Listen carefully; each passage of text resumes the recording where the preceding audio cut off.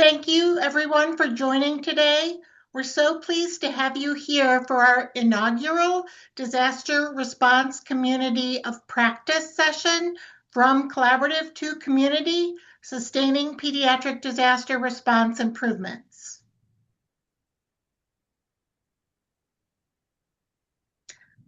The PPN is supported in part by the Health Resources and Services Administration of the U.S. Department of Health and Human Services as part of several cooperative agreements. The content presented today is that of the authors and does not necessarily represent the official views of nor an endorsement by HRSA, HHS, or the U.S. government. Thank you.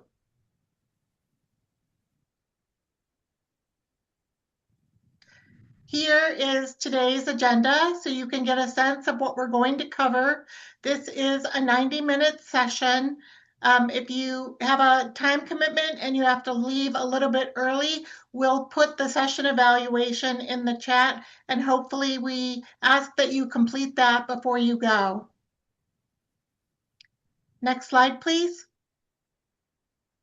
And I'd like to turn it over to Kevin McCulley, our Chief Operating Officer for the Pediatric Pandemic Network. Thank you, Kevin.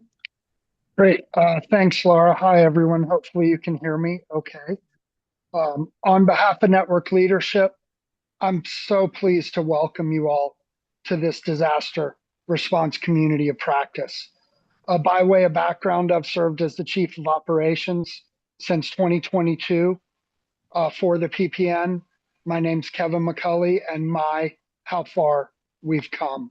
It was really great and heartening to see the number of folks and institutions that wanted to join us along this path, continuing the work that started with the DNC and its foundational and structural elements, moved into the disaster response collaboratives, where specific topics were explored in more detail and practical solutions to hard problems around triage, reunification, infection control, and other topics were explored. But just as importantly as the topics, it's really this network of people and organizations that are committed to improving both everyday pediatric readiness and pediatric disaster preparedness.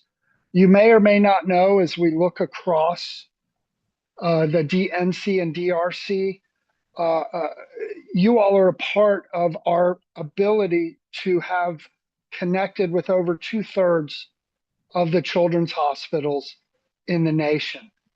And this community of practice becomes that continuity. We don't want to lose this network that's been created.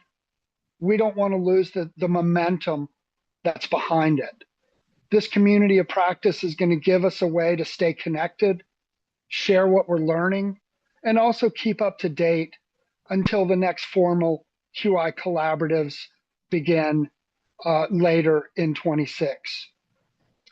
Beyond the work within the DRC, I would certainly encourage you all to continue to explore the resources coming out of the PPN. They continue to keep coming. That includes ongoing work in situational awareness and threat monitoring. We do host a bi-weekly pediatric emerging issues call. If you're interested in joining us and keeping abreast of current threats, please let one of the team know. Additionally, new modules are being released through PPN Learn and the PPN CE platform, including pediatric disaster medicine curriculum modules. Just this week, an incredible pediatric disaster behavioral health toolkit was released, spearheaded by our behavioral mental health domain. Really a great resource. And then finally, as threats continue to be seen across the nation, the PPN is continually committed to developing practical guidance, not just for clinicians, but also for patients, families, and caregivers. So I encourage you, as you're in our various systems and digital properties, continue to explore, track our social, whatever your social media of choice is. where you can be aware of new releases as they continue to come out. In the end, though, really this COP is more than just about sharing products. It's really a useful space, right? A space to bring questions, to share experiences and lessons learned from real events, talk about the numerous challenges we face on an everyday basis, and learn how other hospitals and communities are addressing these tough problems. So again, thank you for being here, not just for participating in the community of practice, but for those that have been along with us from the DNC to the DRC, and most importantly, your commitment and what you do within each of your communities and catchment areas. We're very excited to continue this network and build on what we have accomplished, which is absolutely transformative and very impactful. With that, I believe I'll turn the time back over to Julie to get you back to the deck in the session. Thank you all so much. Please be well. Thank you so much, Kevin. And thank you all for joining us today. Many of you are from the Disaster Response Collaborative and joined us then. And before we really jump into the community of practice and hearing from our speakers today, we want to show you what we did and celebrate the DRC. So we have this little video for you. I'm going to play this.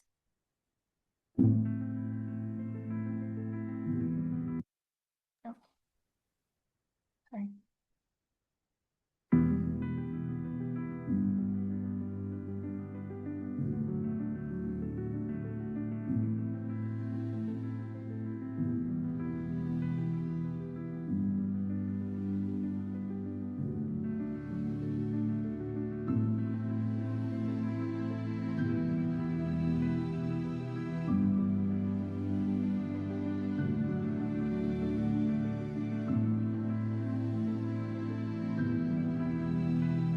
What inspires me most about pediatric preparedness and response work is the ability to protect our hospital's mission and the community we serve.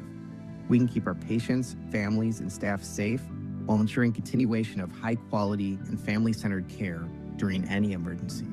This work also feels deeply purposeful because preparedness is much more about response. It's about dignity, trust, and really being ready for families on their hardest day.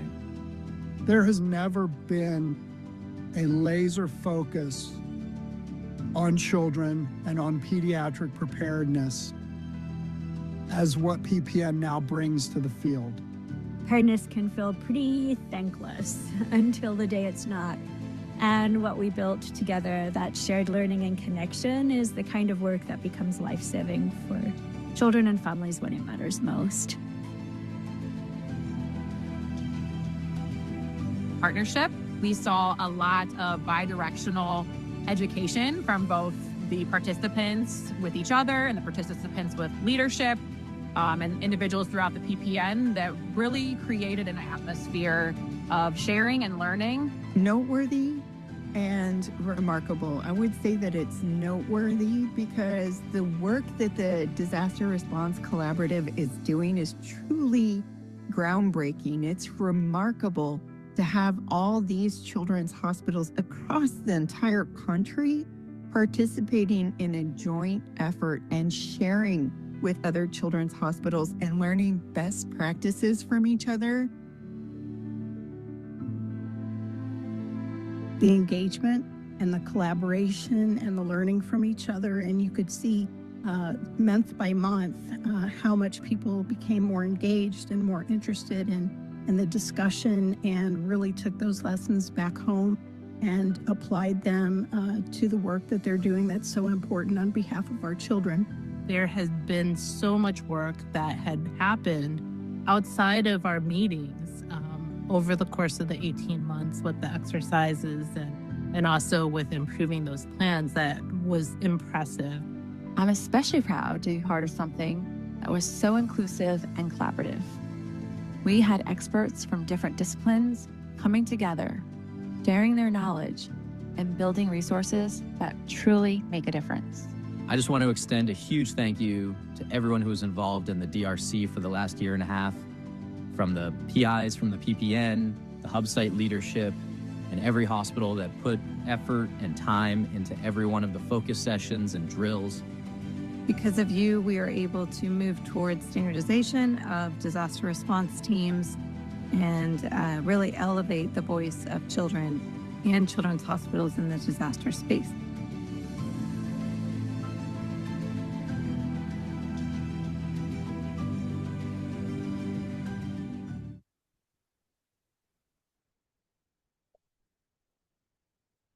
So thank you to everyone for making DRC a success. And with that, I will turn it over to Dr. Kate Remick, and so that she can tell us a little bit about the community of practice and why we're here. Awesome. Thanks so much, Julie, and good afternoon, everyone. It's really great to see so many people on the call today.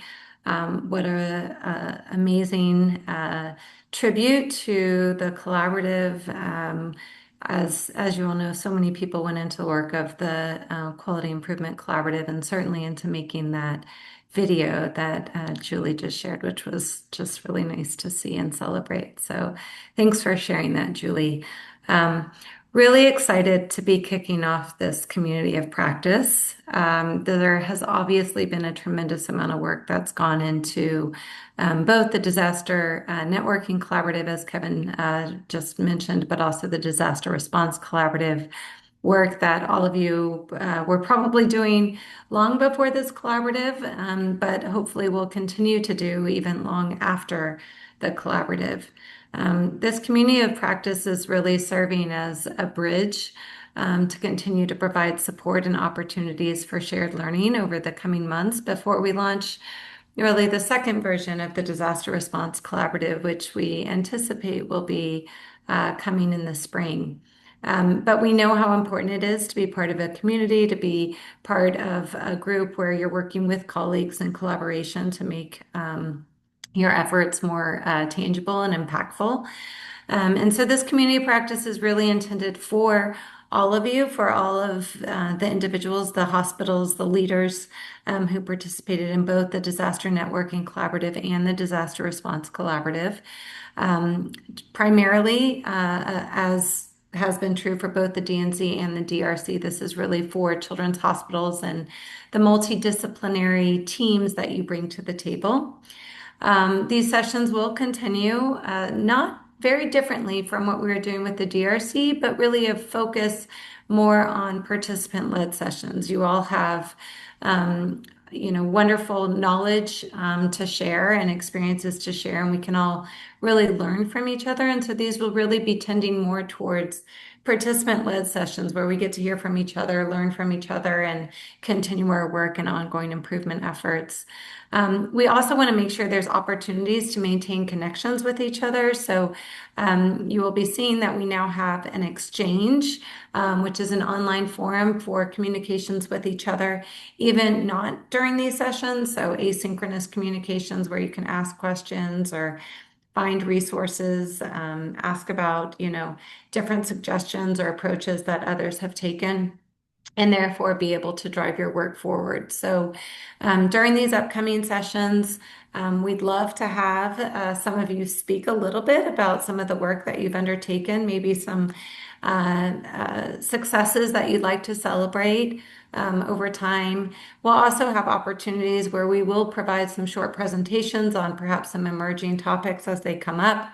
But really the intent is to keep the conversation going, to keep the improvements going, and to help bridge this work before we move into the next version of the Disaster Response Collaborative. So we really hope all of you will continue to join this forum, continue to lead this work, and to share your learnings with others, because that's where the real benefits lie. So with that, I will turn it back to Dr. Brent Kasny, who's going to talk a little bit more about next steps and future updates. So for this session, we really wanted to bring some teams forward and ask them a couple of pointed questions and have them share their responses with us. We wanted to know what focus area they did during the DRC, and then kind of looking at like how they've sustained the efforts that the DRC started. We know this is not something that just you do for 18 months and then hopefully forget about it. This is something that needs to be ongoing and continuing to evolve and grow. And the sustainability of these programs is really important and oftentimes a really big challenge. So that was another question that we wanted them to consider for these presentations today. And then looking at like, who all beyond the walls of your institution are you connecting with? So if you're doing exercises, who are those community partners that you're engaging with? Who are those other people, external partners that you're really working to make things better when these bad things happen in our communities? So I'm really excited about the three speakers that we have today. And next slide, I'm going to kick it off to Chris Riccardi, who's going to start us off with Rady Children's Hospital. So welcome, Chris. Thank you for joining us and thank you for sharing today. Thank you, Dr. Kazany, and greetings, everyone. I just want to let you know how much of an honor I feel in being able to present some of this work to you. I've been in emergency management. I am the manager of emergency management at Rady Children's Hospital in Orange County. I've been in emergency management and healthcare for over the last 2 decades, which I've gotten to do some pretty neat stuff. And one of these special moments is what I'll share with you shortly. But my whole career has been based on collaboration, networking, interacting with my peers. And much of that was done on a local level for a lot of years until I was able to align with partners like PPN and our DRC folks and how we're able to share as a greater community. We're all doing some amazing work out there, and being able to share with our partners and be able to learn from our peers is just an amazing gift. With that, I'll kick off and start to share a little bit information. My project was based on reunification. The vehicle in which we've achieved or are achieving that goal is a group called SHARE, or the School and Hospital Alliance for Response in Emergencies. Next slide. And I would be doing my partner in this a huge disservice if I didn't introduce Shadley Kensrew, who has been my co-chair and partner in arms in achieving some goals around reunification. What I'm going to share with you today is the purpose behind what we've done. Shadley is the Director of Health Services at the Irvine Unified School District here in Orange County, California. And our partnership started with a question. What happens after students leave the school campus after an emergency? Or if they're in a bus crash and they're out in the community, what happens then? How do we align parents? How do we align with the hospitals? And that question opened up an opportunity for me to be present in a meeting. We were originally called the Hospital Liaison Group. But once we started talking, we were on a shared mission. And we realized that very early on we had shared goals. And we realized at that point that we needed to create a foundational group around student and family reunification after a disaster. And especially my hospital is the it's a level 1 trauma center in Orange County. We have a few available beds throughout the county, but I am the sole pediatric hospital in Orange County, which creates a different type of a challenge for me. Next slide, please. So what we did with this was the purpose behind what we did was to bring the schools and the hospitals together to plan, train, and respond in tandem to mass casualty incidents. Particular emphasis on our pediatric surge and reunification. Truly central to our mission is reunification. We've been able to align protocol, communication pathways, of which I'll share with you shortly, and decision-making framework to ensure that we have tools in place long before a disaster happens, that we will be able to communicate and collaborate during and after a major event to reunify these patients with their families. We've reviewed the after action reports from Sandy Hook, from uh, the various events that have taken place around the country, whether it be California wildfires, et cetera. The key behind a lot of this was, even though the responses were effective, it was reunification that became a dark spot on an amazing response, only because of the time it took to reunify. And we've all seen the events from Uvalde and how long that took. It's just unfathomable to me to even consider not being able to align parents with their kids as quickly as possible. Folks are going to be storming my gates with the anticipation that their kids have arrived at my location. So how do we become proactive in preparing for this process? Well, what we learned was that the school nurses, or we now refer to them because it can't not necessarily going to be just school nurses, but the educational entity representatives that may be able to respond and assist the hospitals in reunification. Anybody who has access to the student information system will be a viable link to me in my hospital to effectively identify kids, where they may have come from, what classroom they were in, what bus they were on, to assist us in that reunification.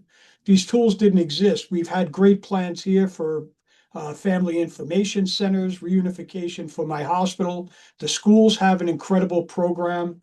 And this program was not to usurp the work that's already been done in the schools and the plans that they may have. I'm sure many of you are familiar with the I Love You Guys Foundation, incredible tools, but those were very effective on the school campus. There was a gap, and that what happens after the ambulance leaves the school campus. There can't be where one plan ends and one starts. It needs to be the bridge between those two. And that's where this effective collaboration has truly come into play. What we've been able to create is a network of 28 school districts in Orange County, the 26 hospitals in Orange County. We've included higher education. I was a little confused about why we needed to incorporate higher ed until I realized that every one of my higher education facilities all have childcare on their campus. So they have anywhere from 30 to 150 little people on their campus at any given time that we will need to be able to account for and accommodate.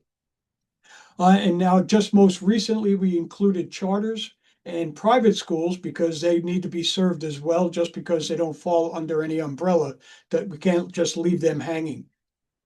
And we also opened the door now with camps to be able to identify how they align their processes as well, and that they can adapt this model for that purpose. Go to the next slide, please. And I'll share with you a few tools that we've developed, one, so that you can replicate this in your own environment. This is not done through federal funds or any grant. This was done strictly from a passion from both the Irvine Unified School District representatives and my hospital and me and my team to create this process. So we created an MOU, a Memorandum of Understanding, to identify some roles and responsibilities for any of those representatives showing up at my campus.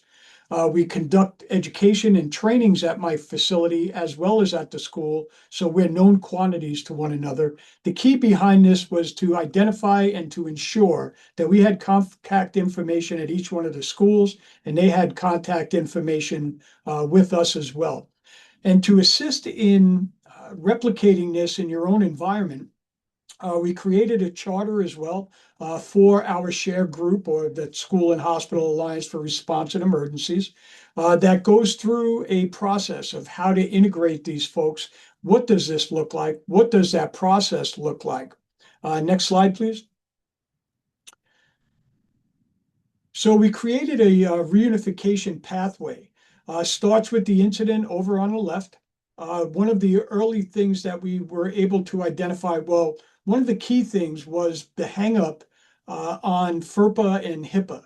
It's really a non-issue because both have stipulations within them that information can be shared during an emergency.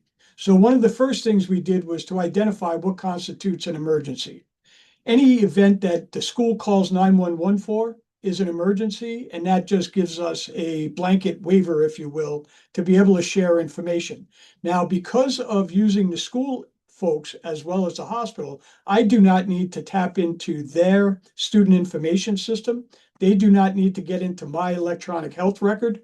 We're able to manage those independently and then just bridge that gap through discussion in our reunification center to be able to assist in identification. But early notification was critical, and that would come from the schools directly to me or to my team to initiate our response. For those of you that may know me, I created a program called 15 Minutes Till 50 Patients, a mass casualty thing, to be able to establish a response in under 15 minutes to receive a minimum of 50 victims.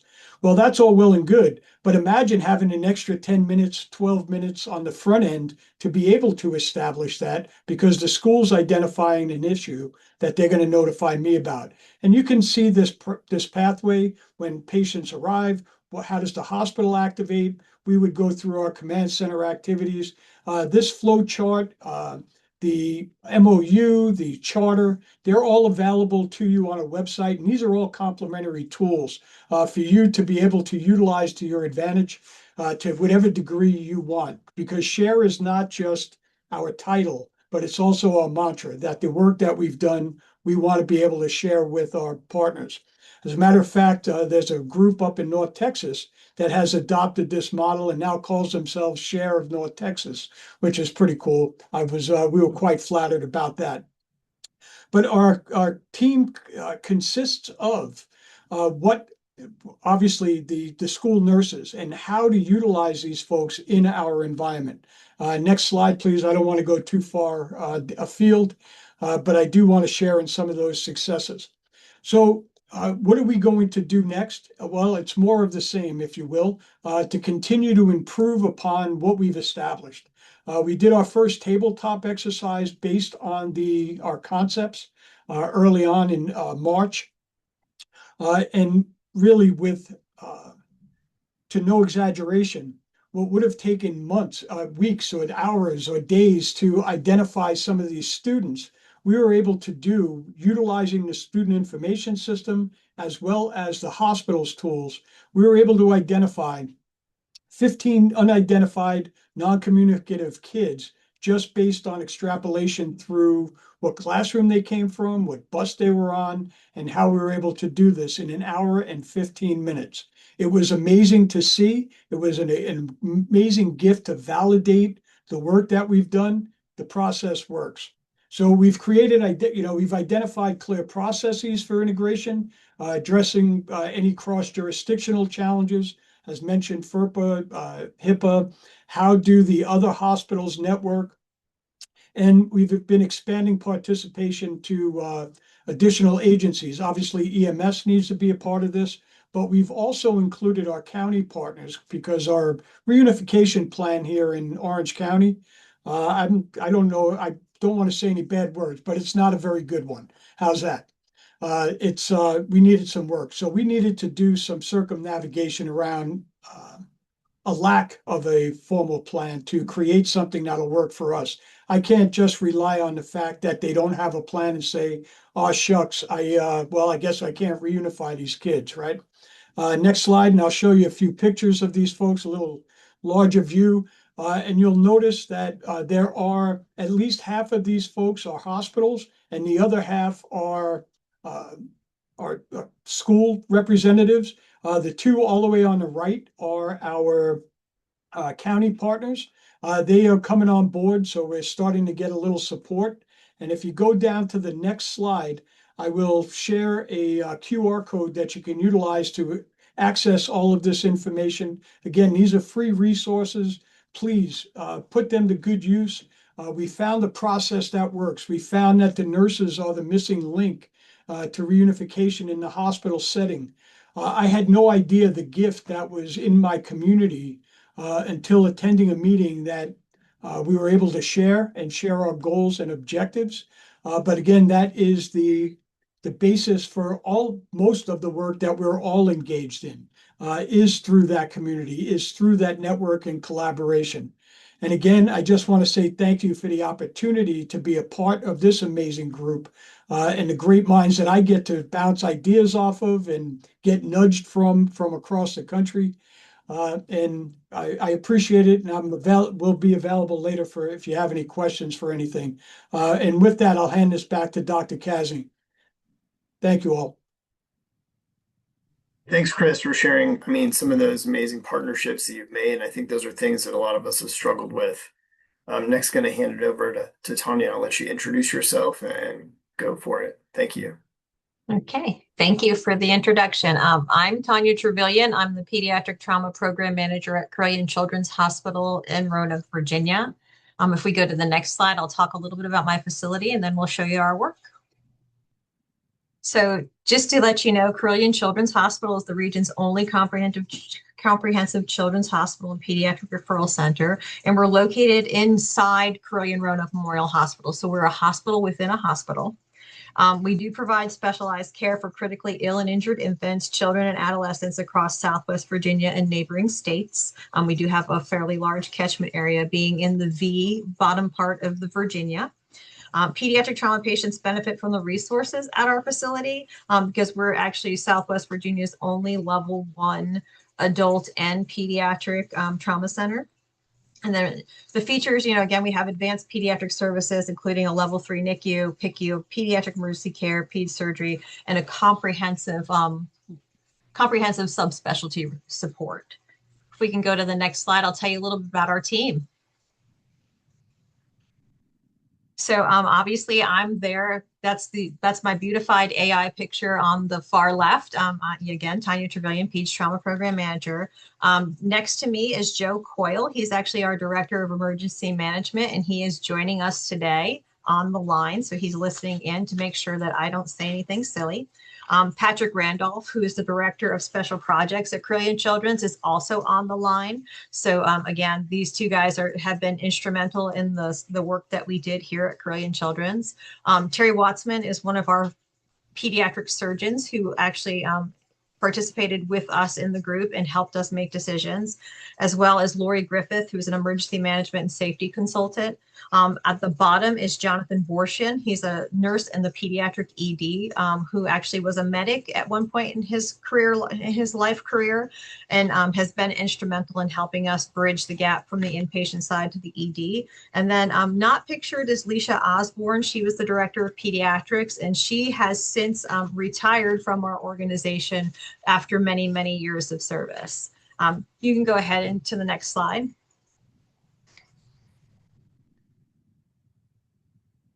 So we'll talk about how did we sustain our DRC efforts. So our evacuation was our DRC focus area. And, we set out to create an evacuation policy for the pediatric care areas of our 11th floor. So the way that our children's hospital within a hospital is set up, floors 11 through 14 are women's and children's.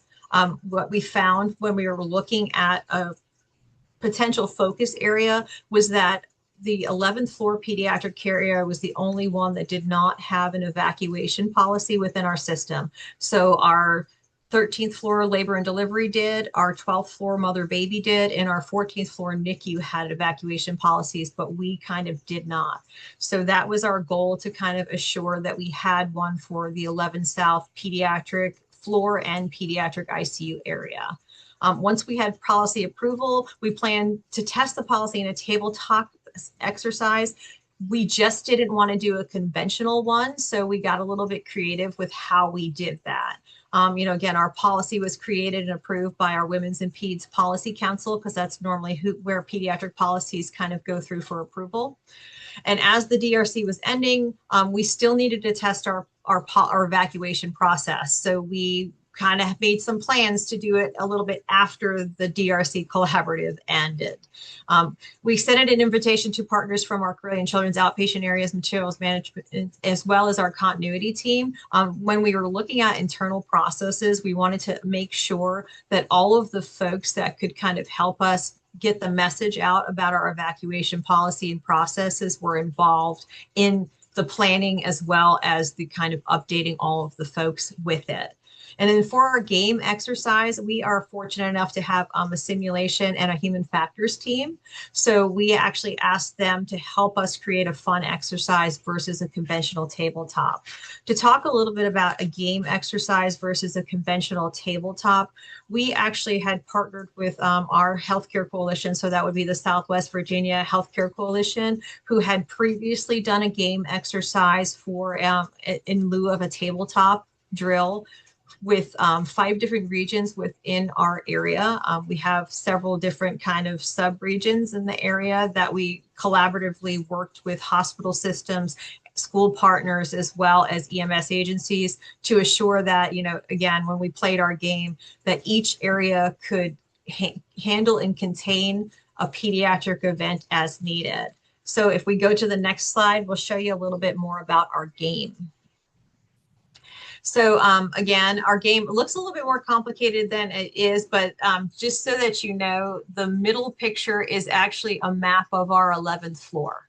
So our 11th floor, if you look at the horseshoe, which is blue, that is where the pediatric ICU is housed.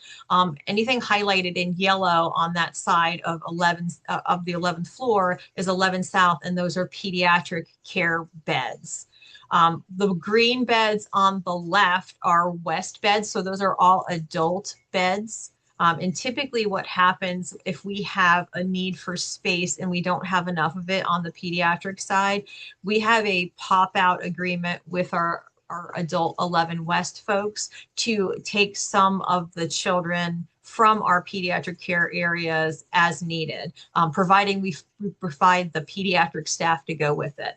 Because more times than none, their competencies are for 15 and up. So anybody under the age of 14 gets a pediatric nurse to come with if we have to pop out to 11.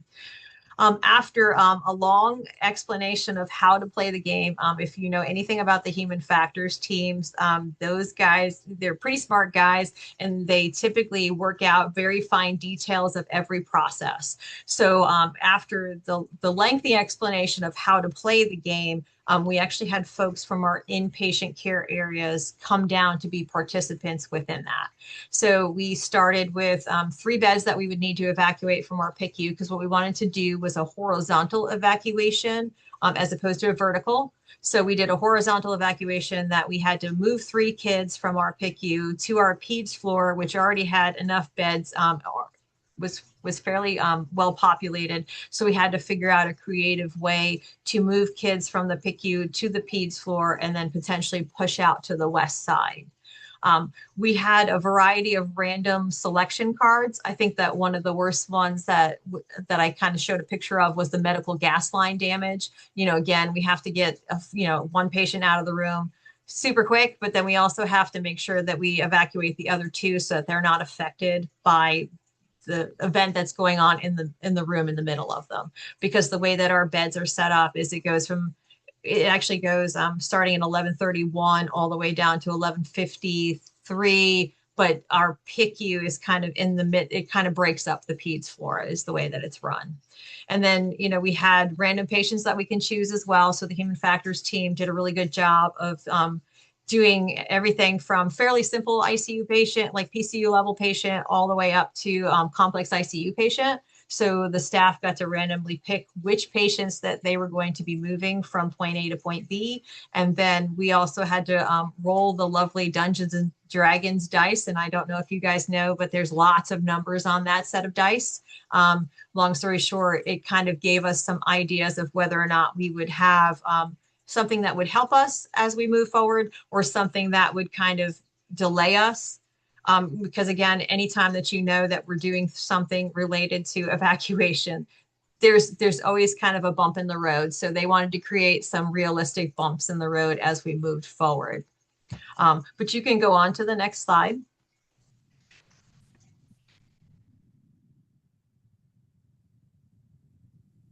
So what would we like to do? Well, for sustainability and next steps, we definitely want to repeat the evacuation game exercise, but we want to bring it to the nurses and the staff in their care area. So what we did is we had a boardroom where everybody that could play the game would come down and play. What we want to do is bring it to them so that they have it to play in their home environment. We definitely want to address participation challenges. Again, during the initial exercise, we had just enough people to play the game. We really would have loved to have more, but due to staffing demands, we weren't able to get but the handful of folks that we needed. We want to expand the use of in situ exercises to increase staff engagement and participation. Again, that evacuation plan policy has been implemented. It is currently live. We wanted to make sure that our nurses, again, were aware of the policy. The only thing that we didn't have at time of the game that was an oversight was we did not have a copy of the policy with us. So that was a little bit of a challenge for them. But next time we will make sure that that's available. We definitely know that we have some more work to do related to quick reference job aid cards. Again, that's going to improve role clarity and support staff during an evacuation. We also want to continue to evaluate the policy through staff training and exercises. Why? Because typically we learn lessons as we kind of practice, and we want to make sure that the process is easy to follow so we don't have an issue should this ever happen. When this happens, I shouldn't say should, when this happens. Again, maintain that culture of continuous improvement by identifying these opportunities to enhance evacuation readiness across trauma and pediatric trauma services. And our hope is, that ongoing training, real world practice and process refinement will strengthen staff confidence in evacuation preparedness.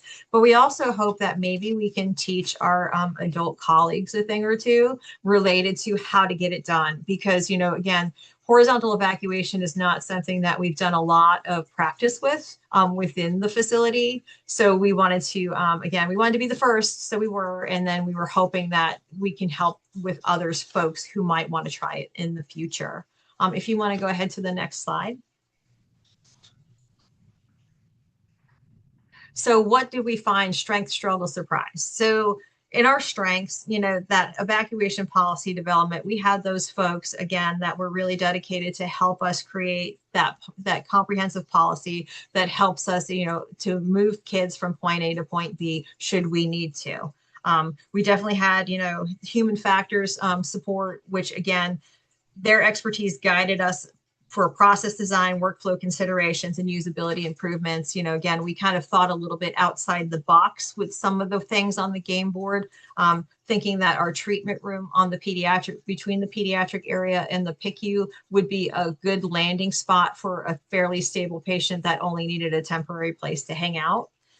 Foundation for ongoing improvement. Again, we have that established a standardized approach that can be refined through training, exercise, and staff feedback. So again, what we wanted to make sure is that our staff kind of gave us input on all the processes that we practiced and put in place. Some of the challenges that high patient census and staffing demands affected participation. Again, we didn't have as many folks as we would have loved to. We would have loved to have had twice the folks that we had, but we had 6 people to play the game, and that was helpful. Again, that variable staff engagement, operational priorities reduce that opportunity to broaden staff involvement. And then, we want to make sure that, balancing readiness with clinical operations to assure that, again, preparedness activities don't impact patient care responsibilities. The surprise was, outside of, the surprise was we definitely got through and played the game well, and it was fun. But we also didn't have any unexpected issues outside of, like I said, the staffing demands and constraints with that. And then that is kind of the conclusion of what I have. I'm happy to entertain questions after this as well. And then I will hand it back to you, Dr. Kazany, as well.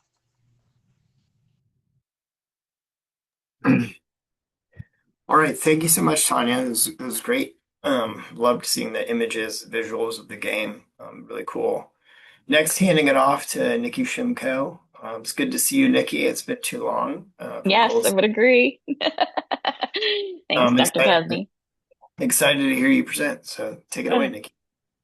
Thank you, everybody. I am Nikki Shimko. I am the transport team manager here at Golisano Children's Hospital. Some of you probably recognize the name and that from our evacuation post-Hurricane Ian back in, I can't believe it's already been that many years, 2022. However, I'm also now the National Pediatric Disaster Coalition board member, secretary, and so really kind of immersed in this whole world. So sometimes I don't know what hat I'm wearing and what I'm presenting under, and so I have to regroup myself. But so today I'm here under the Golisano window talking about our work with the DRC. Go ahead and go to the next slide.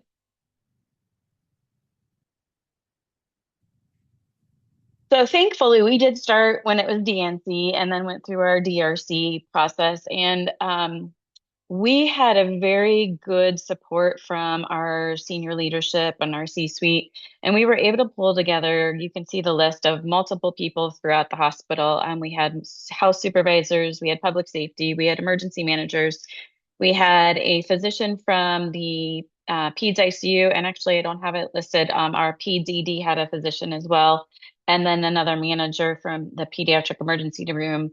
And then Diane Rodriguez, I know she was on the phone. She might have to jump off, but she's our lead house supervisor, and she is my right-hand man. I think her and I do the most disaster preparedness for the hospital right now. And as you all can imagine, it's not our full-time job. So I think what I love about these presentations is hearing that we're still all different steps in this process and that it's okay to not be completely at the end game and ready to drill, but that we're still all working for the same goal. Next slide. So our background, we ended up doing patient tracking and family reunification. And what I loved about what DNC brought and then DRC expanded was we were able to just really keep this committee going. We added child life, we added plan ops, we added environmental services. We added so many people, respiratory, to our efforts that it became very multidisciplinary. And then we were able to bring in external partners. And I know that's really what we're talking about here today is how do we partner with other people? And our healthcare coalition, when we really started talking about reunification and the regional aspect of it, even our region didn't have a huge process going. So they were working on it from a regional standpoint with EMS and the school board and all of that. But how do we at the hospital side look at things too? And so the Healthcare Coalition really looked at what tools do you need to help make this successful? And they put together risk kits. And I'll just shamelessly give a plug. If you're going to the Healthcare Coalition Disaster Conference in December, I think we are giving a little talk on this. So it'll be there. But these kits really, they had printers for pictures, they have phone chargers, they have pens, they have clipboards. It was really kind of a plug and play toolkit for us to have just these resources right in a Tupperware bin in the need for an emergency. And then we really leveraged our partners with Pulsera. I'm not getting paid by anybody to talk about any of this today, but Pulsera has really become impactful in Florida in the sense that after Hurricane Ian and the evacuation, it was noted that we had no idea who had what beds and all of that. So we really started to work with Pulsera as far as a virtual placement center to where hospitals could almost dump a whole list of patients into Pulsera. Other hospitals who have joined are able to pull those patients and say, we'll take them, we'll admit them. And you can see them moving across it. So we've also partnered with them for our MCIs and making sure that EMS is on board and then we're on board to use these during an MCI or any effort we would need for reunification. And then really partnering with our information systems and for our disaster navigators in Epic. We know that Epic has a disaster navigator. We've still been told, let's work on what we can internally for now and then expand. So I think that's where we have avenues to go to. And then looking at who else you could partner with, EMS for Children's. And then again, I'll say it for National Pediatric Disaster Coalition. Go ahead and go to the next slide.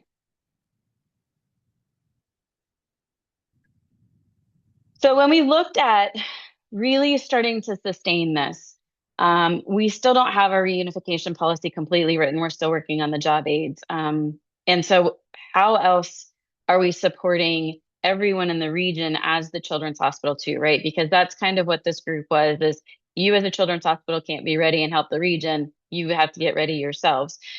So we have started a system pediatric readiness group because our Children's Hospital is a bigger system with 5 adult hospitals. So making sure that those ERs and those hospitals have the tools that they need as well. And then being very involved with the Healthcare Coalition. Last year, we hosted an annual pediatric summit, which was very much disaster related topics. We did a small MCI drill. We had pediatric escape room. So really looking at who can you partner with to bring the manpower, to bring some of the money, support these efforts. Luckily, the Healthcare Coalition pretty much, I gave them the ideas and everybody, we ran with it. So looking at that. And then next steps is really finalizing our policy, testing it, drilling. And then we've actually even started our horizontal evacuation process as well and looking at where we need to go with all of that. So we've kind of the great thing about all of this is just the support and knowing that we need to continue this work. And I think that might be, oh no, I have one more slide. So our strengths, struggles, and surprises. I would say our strengths have always been building the relationships and then building upon the already established processes that we have. Our struggle in the beginning was really explaining to the C-suite leadership and then able to overcome it with the drill and having them be part of the drill. So they even weren't really bought into the whole Pulsera part of it. But once we ended up doing a drill with Pulsera and showing them an MCI with them, it brought them into it. So, reminding yourselves to have them part of the group. And then our surprise was that I would say that onion that we peeled back when it came to reunification policy and job instructions, and every layer you peeled back, there was just more details that needed to be worked through and just it still becomes the surprise and struggle, I feel like, every layer we pull back. And I think that's it. And I think now we're handing it over to Julie. All right, we have a little poll. Thank you to all of our speakers. That was fantastic. It's great to see how much the work that the work is continuing and then how much the work is continuing. Because wow, there's been some fantastic work, and this is just 3 hospitals. I mean, we know that everybody is doing a lot of work, so thank you. Let's see, where's my little poll button? So we've got a question for you. As we move through the community of practice and the exchange that we'll talk about in a few minutes, what events or emerging topics would you like to hear about in future sessions? Some of the things that we've heard in the past, the use of AI in disaster and disaster preparedness. We've heard just general technology, telehealth, but what other ideas and what other things would you like to hear about?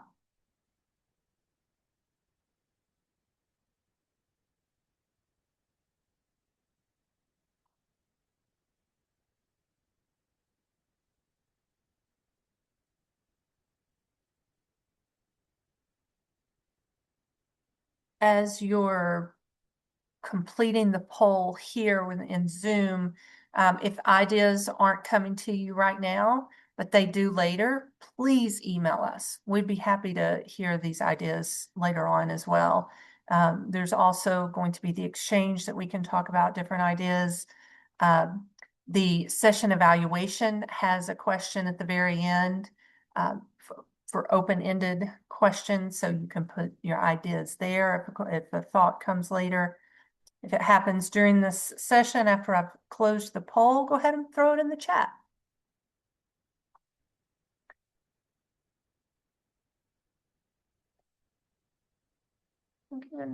We're still getting a few answers, so I'll leave it open just a minute. All right, 20 seconds.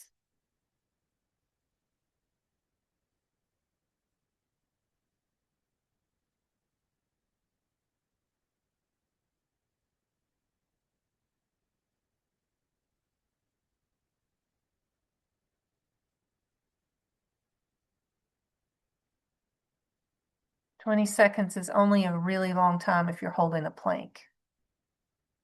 But I'm seeing the numbers steady out a little bit. So I'm going to go ahead and end the poll. I'll share some of the results. Yes, it's not going to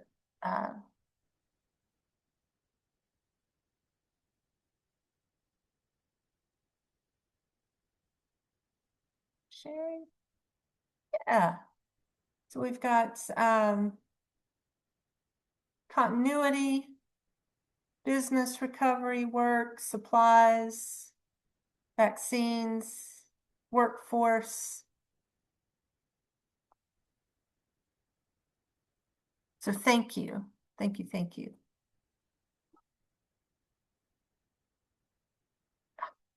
Thank you, Corey. Okay. So with that, let's see, I'm gonna get back to slides and I will turn it back to Dr. Kasdan. Thanks, Julie, and thank you to all of our speakers. I mean, this is the time where we get a chance to pick their brains, ask some clarifying questions or any points for discussion. So feel free to use the chat or raise your hand and we can. I think everyone should be able to unmute. I think, right, Julie? So unmute and chime in, whatever you want. We want to hear from you. We want to hear what you guys might have if you've done things similar to what the speakers have done, or if you've, are interested in trying to do something that they've done. Any questions are really open for today. Chris, I think the partnership that you had with schools is particularly unique and sometimes it's a challenge. I think, I'm sitting in Houston, HISD is a massive school district and we've, I think, had some challenges trying to get connected. So I'd be interested to know, like, very early on in that process, like how those relationships were formed and built to get to the point where you guys are at today. Sure, happy to oblige, and thanks for the kind words. We the group started under a collaborative in the city of Irvine that created a partnership with local EMS, the local agencies such as the city of Irvine PD, the fire departments, and they were meeting on a regular basis for many years prior to the question coming up about how do we include hospitals in this? So there was already a bit of foundational work that was done, plus the partnerships that I've had with my community partners. But once we got into this process, my co-chair, Shadley, she is chair of the California School Nurse Organization, Southern District. So she had connections with school districts here in Orange County. We started small. It was only Irvine Unified and the city of Orange Unified, just a few school districts. And we realized early on that this really needed to be a lot broader. There were many needs out there. Many of my hospitals can utilize just their local school district, but being the only PEDS hospital in the county, I realized may have been self-serving that we needed to incorporate all 28 school districts in this. It was a heavy lift on the front end, but once the folks started showing up and they started getting some value add for attending, they started telling their peers, and it just started to branch out. We've all recognized this gap. And for anybody that has been doing any planning around this, understood that there was, we needed something to connect the hospitals and such.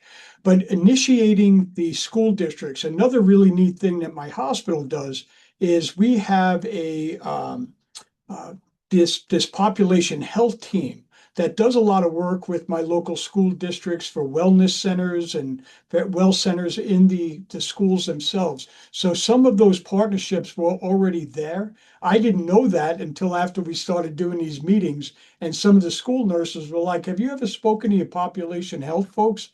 And I realized that not only were we siloed in our processes externally, but we were also siloed in our processes internally as well. So that many of these things came together to offer a little leverage and strengthened our posture in how we brought these things in. It's a little bit of a challenge. We have folks that are on the fringe but they see the benefit. I just don't know if they're ready to commit to a little bit of the work on their end, but at least they're aware of this. And I guess one of the key functions of our website is that we have a contact list of all of our members. So we had a Garden Grove incident happen here with a chemical release that was a pretty monumental event in the community. And two of those schools, that one of the schools had to be evacuated or at least closed for the Friday. I was able to reach out to those partners just to even check in. There were nobody at risk, but being able to check in because of that contact list, I was a known quantity to them. My phone call didn't go to their spam, and vice versa. Those connections are critical in a time of need. So I think folks start seeing the benefit behind this, and their buy-in is a little more strengthened because of it. Thanks, Chris. Any other questions for any of our speakers from the audience?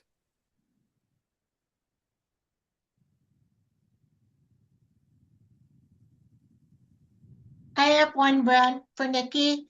Nikki, can you tell us a little bit about, I'm interested in the C-suite connection in the game and what ideas you've already come up with to increase participation in the future?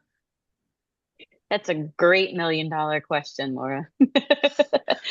No, I think we've really just made sure that they were included in the drills that we're having. They're not part of the planning of the drills, but making sure that they're either evaluating the drills or part of the drills in different aspects, right? We know that most of the time they'll end up probably in command center or whatnot, but we've asked them to even step out and be part of, the drills on the floor just to watch what's going on. And then really have them part of the after action as well. The one drill that we did with Pulsera, we had all 5 CNEs in the room sitting there just watching the movement of the patients. And sometimes it just takes that visualization for them to understand the value. Thank you. Thank you.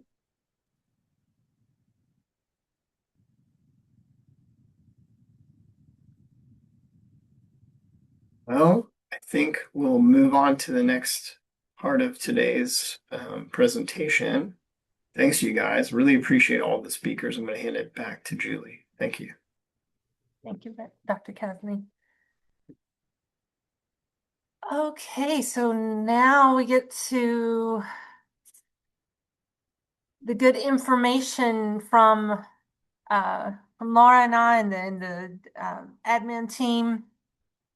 So the first thing we wanted to tell you about is this really exciting forum. It's a communications forum. We've been talking about this since DNC and DRC, and we finally found this product that we really think is going to help as far as communication in between sessions. So we'd love to hear back from you and have you join us. So it's called the Pediatric Disaster Preparedness Exchange. This is a nice screenshot, but we're going to actually go through it a little bit and give you an inside look. Get out of here. Go over here. Uh-oh. Extend session. Okay. So I think Laura has put the information in and the steps, the instructions to log in. So what the Pediatric Disaster Preparedness Exchange, you will often hear us just call it the Exchange. So there are many things out there called the Exchange, but when we talk about it, this is what we're going to be talking about, this communication forum. And it's a communication platform for participants and your collaborators to come together between the sessions and have discussions, ask questions, basically stay in touch and keep these communication discussions going. So access is going to be through our PPN Learn platform. So you can register for PPN Learn, or if you already have an account, you can just go to that website, type in Pediatric Disaster Preparedness Exchange, and look for that course. Once you're enrolled, or once you find the course and click, and it'll ask you to put in a code. That code is KIDS, all capital letters, kids. Again, I think the instructions are in the chat. So once you find the course, this is what you're going to see. You're going to see this box here, and it says enter this course. You'll click there, and it will bring you to this page. And you'll see up top, you have the title. You've got this nice long little code looking word. At any time, if you click on something on this page and you need to get back to this page here, that's your secret. Just click on this, not the home, because the home will take you back to the main PPN page, PPN Learn page. But this little code word up here will take you back to this page. So you will see, I'm going to switch my views because I actually have admin. So we're going to go to students. You can see that. Okay. So this is the first page you'll see. And up here, you'll have content. This will also bring you back to this page. You have course info. This tells you a little bit about the course, a summary, and little tidbits. The acknowledgement tab is our government funding acknowledgement. Okay, so I'm going to go back to this main page. There we go. So hold off on the left side. We're going to focus on the right side in the middle first. So you'll notice as you scroll down, it's got welcome to our discussion forum and my name. And then in the middle here, it's got community policy and guidelines, and it has this little button that says to do. So that tells me this is a task that I need to do. So, and then it says start here, Julie. Before you can get into the general discussion forum, you're going to want to click on the community policy and guidelines. And then you will see that once you click there, you're done. And then you'll be able to get into the communication forums. But at this point, you can click on the code of conduct and the community guidelines, read through those. There are some things we would like you to follow, be respectful of other people's posts. When you're posting, be respectful of what you're saying. And just, be a good human. But that will tell you a little bit more. So once you click here, now you can see that the button is done. And when I go down here, there's more forums that I can go into. So let's talk about this first one here with the microphone. Click here for messages from leadership. This forum will be directly from Laura, myself, and the PPN administration. So this will be, we will tell you about next sessions. We'll tell you about announcements that we think you need to know. We are not going to overload this because you also get emails with this. This is the one forum on this page that you cannot unsubscribe to. So you will get emails once we post something here. So we won't overwhelm you, but it is a nice place for you to come here to the exchange and see any announcements. I know I said not to worry about the left-hand side, but those announcements will also show up over here on the left-hand side. All right, so then we get into the discussion forums. The first one is click here to introduce yourself. So if you click on the blue button, you can go through and add discussion topic, type your name in the subject, tell us about yourself in the message, who you are, your institution, what you want to get out of this, and then post to forum. And then once you post a forum, your name will be over here, and then others can go through, click on your name. Stephanie, I'm going to click on your name. And then here on the bottom right-hand corner, I can then reply to Stephanie and the post. So feel free to talk with each other, reply to others. It's a fun way to get to know each other. And then here, the general discussion forum, this is where we're going to start having questions, discussions, whatever you feel the need. If you're wanting to know more about a different game for evacuation, to do drills, if you want to talk about, does anybody have knowledge on XYZ, you can add a discussion topic here, type your subject, your question, or your topic of discussion, and then post to forum. Again, if you see something that interests you, so future PPN QI collaboratives, Laura's posted here what ideas do you have for topics to cover, and then you can go through and reply, or you can reply to somebody else's.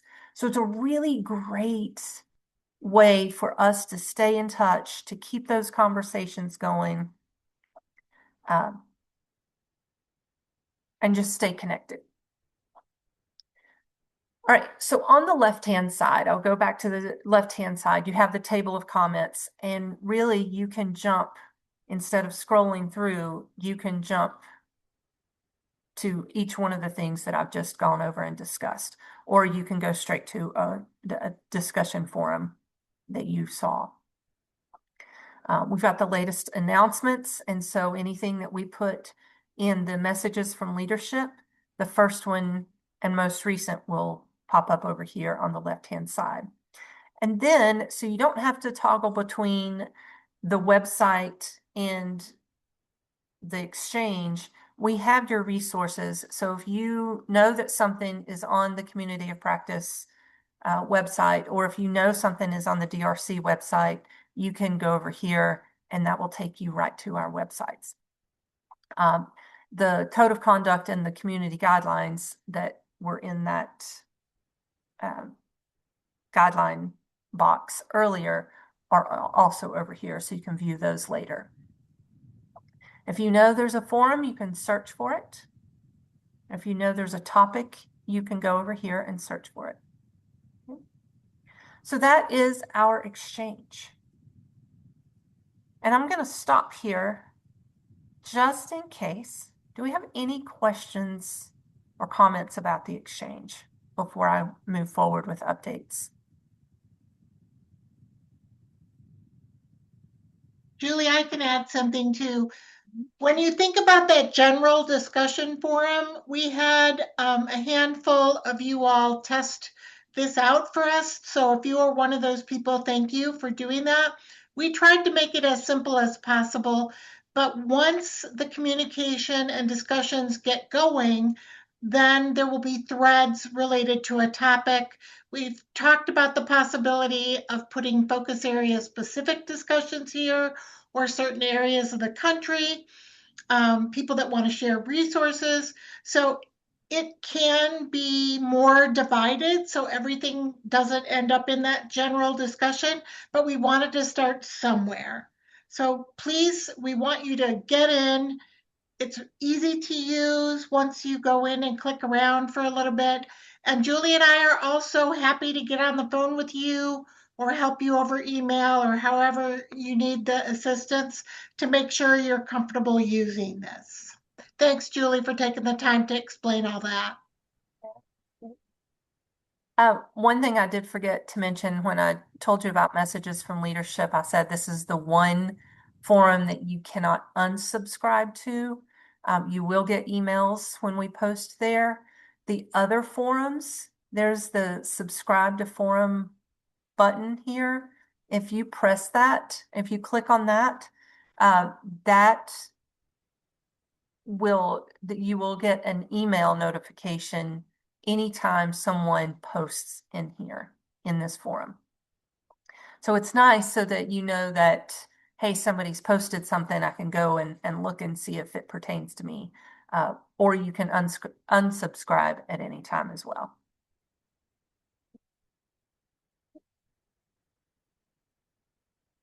I don't see any questions in the chat. So we'll move on. If you do have any questions at any time, feel free to let us know.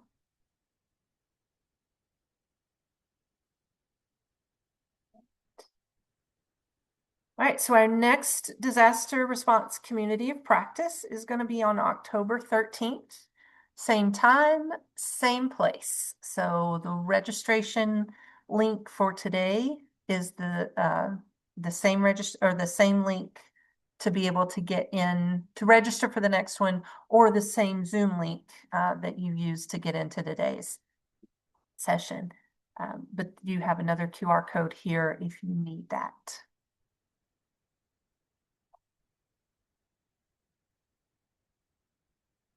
So our good friends at PPN Education have been working really hard. You may have heard about the Disaster Networking Collaborative Pediatric Playback Series. So we've taken the 10 sessions from Disaster Networking Collaborative and put them into an education module for you to access the recordings and view those again. We've also done that now for the Disaster Response Collaborative. And so now we have a full pediatric playback series. It's an on-demand training for pediatric disaster preparedness and response. And again, it has the 10 sessions from Disaster Networking Collaborative. It has the 12 full collaborative sessions for Disaster Response Collaborative. For each of those, you can get CE credits for the recordings. Another part of the Disaster Response Collaborative playback series, we have each of the focus area sessions. Those are view only, no CEs, but they are there for if you've missed anything or if you want to go back and rewatch those are available. Again, they're CME or CE credits for many. And then for the full collaborative sessions for DNC and DRC, you can get a printable certificate for completion for finalizing those.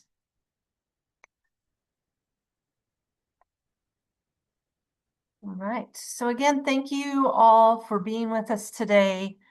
We are not offering CE because this is more of a discussion and sticking together for the community of practice.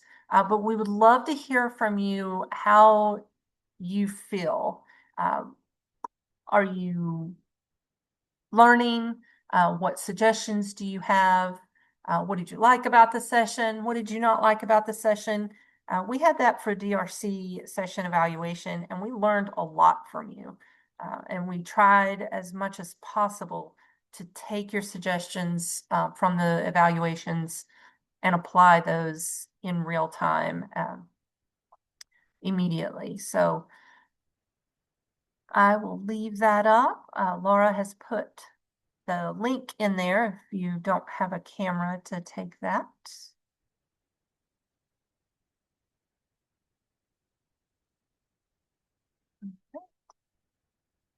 And with that, again, thank you to our speakers today. These are great presentations, great projects. Thank you all for coming and joining with us to keep the conversations going and to keep your work going. Thank you for everything you do for the kids. Thanks, Julie. I wondered if Dr. Remick or Dr. Kasny had any final words today.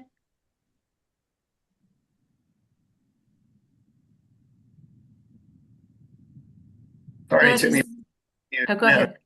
I was just going to say thank you all for the presentations, for the conversation, and looking forward to connecting with you guys ongoing through both this community of practice and online. So thank you very much. Same, looking forward to all the work ahead. Amazing presentations and so much more to do and to do together. So thank you all so much for being on today. Thank you all. When you're finished with your session evaluation, you are welcome to exit, and then please close your browser. And then if the speakers have time, we would welcome you to hang with us for just a few minutes for a session debrief. Thank you, everyone.